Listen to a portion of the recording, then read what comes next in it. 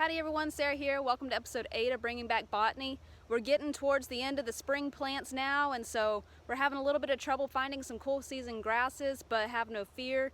Where the cool seasons go out, the warm seasons come in. Same with flowering plants. We're kind of in between blooms right now, but we can still find some things to ooh and all over. So with that, let's go find some plants. All right everyone, got a new plant coming at you. The plant we're looking at is Linum medium, or Texas flax, otherwise known as stiff yellow flax. It's in the Linaceae family, or the flax family, and it's a perennial species that can get 20 to 80 centimeters tall, and so it's a fairly tall, straggly looking herb there. It's glabrous. There's really no hairs along the stem, and the leaves coming along the stem are very narrow lanceolate, and as you can see, they're alternate going up the stem there. The inflorescence itself is a raceme, denoted by flowers with 5 yellow petals. These petals are distinctly yellow, typically are 8 millimeters across or 1/3 of an inch across, has 5 sepals as well. And the petals here are sometimes notched or wrinkled, and that's one kind of defining characteristic for flax flowers. So we're looking at Texas flax, typically blooms between April to June in this part of the world, has the small racemes of yellow flowers on a straggly plant with linear leaves that are alternate on the stem. Alright everyone, I'm a little late to the game on this new grass species as it's a cool season grass and it's just about matured here where I'm at. But the grass that we're looking at is Nacella leucotricha, or Texas wintergrass. It's a perennial grass species that can get up to 70 centimeters tall, and it's kind of hard to get any distinguishing characteristics about it at this distance. So let's zoom in on some parts of the plant and we'll get a better look at it. And so I have a stem of Texas wintergrass in my hand, and it's distinguished by having mostly basal leaves, but there's a few cauline leaves or leaves along the stem as well. And so the best way to identify Texas wintergrass is going to be to look at the inflorescence. And so the inflorescence is a constricted panicle type in that the branches are kind of contracted along the main rachis. The branches of the panicle are pretty slender and they can be flexible. And the spikelets are very distinct in that there's going to be 2 glooms, as you can see above my hand. Those are dehisced glooms. And the spikelets are going to fall apart above the gloom, so the florets are going to disintegrate from the plant, leaving just the paper-thin glooms that you can see there.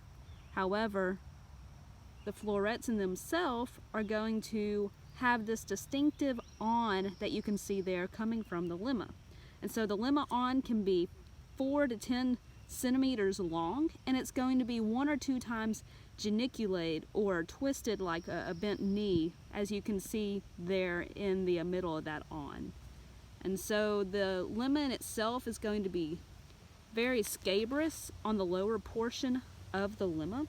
And the lemmas on this grass are going to be densely pubescent at the base and a light brown coloration. A mature spikelet of Texas wintergrass is going to be anywhere from 12 to 18 millimeters long, but they're going to be characterized by these paper-thin glooms that are unequal in length, and they taper to a point at the apex of each gloom. The leaf blades of Texas wintergrass are going to be fairly long and linear, so they can be 10 to 30 centimeters long, but only 1 to 4 millimeters wide, and the basal leaves tend to be slightly pubescent or hirsute, whereas the upper leaves along the stem don't tend to have as many hairs along them. A final interesting note on Texas wintergrass is that the basal leaf sheaths tend to enclose a cleistogamous spikelet, which allows the plant to engage in self-fertilization, and that's part of what makes it such a prolific and sought-after cool season forage grass. Alright everyone, we're looking at a new flower, and this is probably one of my favorite flowers because here in East Texas it means that summer is almost here.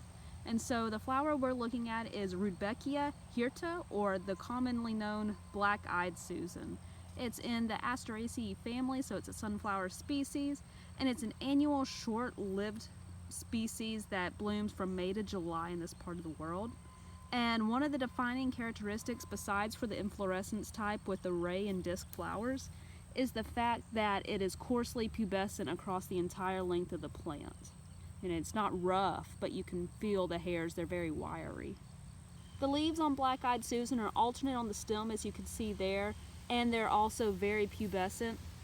The leaf shape in themselves are lobed or unlobed. It just kind of depends on the phenotypic plasticity of the plant itself.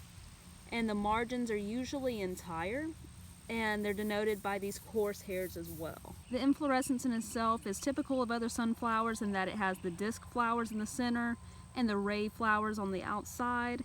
The disc flowers are conical to ovoid, and they're typically this kind of dark brownish to red color, with the ligules of the ray flowers out here, and the visible petals that you see, being this yellowish to orange color.